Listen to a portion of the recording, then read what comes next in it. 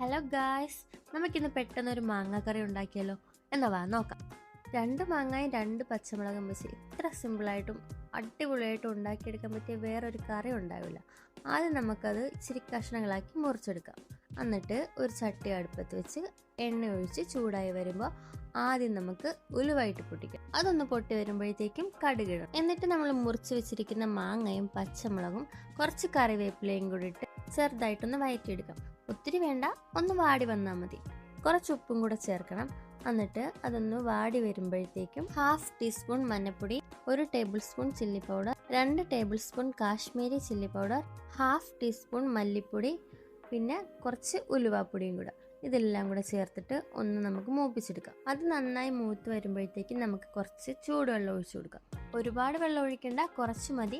എന്നിട്ട് നമുക്ക് അത് ഒന്ന് തിളപ്പിച്ചെടുക്കാം. നന്നായിട്ട് തിളച്ച് വരുമ്പോഴത്തേക്കും കറി റെഡി ആയിട്ടുണ്ട്. ഉപ്പ് നോക്കിയിട്ട് വേണമെങ്കിൽ കുറച്ച് ഉപ്പും കൂടി ഇട്ടോ. നല്ല തിക്കായിട്ടുള്ള മാങ്ങാക്കറി ഇപ്പം റെഡി ആയിട്ടുണ്ട്. ഇതിൻ്റെ കൂടെ കുറച്ച് പച്ചമുളക് മാത്രം മതി, അടിപൊളിയാണ്. നിങ്ങൾ എന്തായാലും ചെയ്ത് നോക്കിയിട്ട് കമൻറ്റ്സ് ഇടണം. വീഡിയോ ഇഷ്ടപ്പെട്ടാൽ ലൈക്ക് ചെയ്യണേ, ചാനൽ ഒന്ന് സബ്സ്ക്രൈബ് ചെയ്തേക്ക്. അപ്പം നമുക്ക് വീണ്ടും വേറൊരു വീഡിയോയിൽ കാണാം. ബൈ.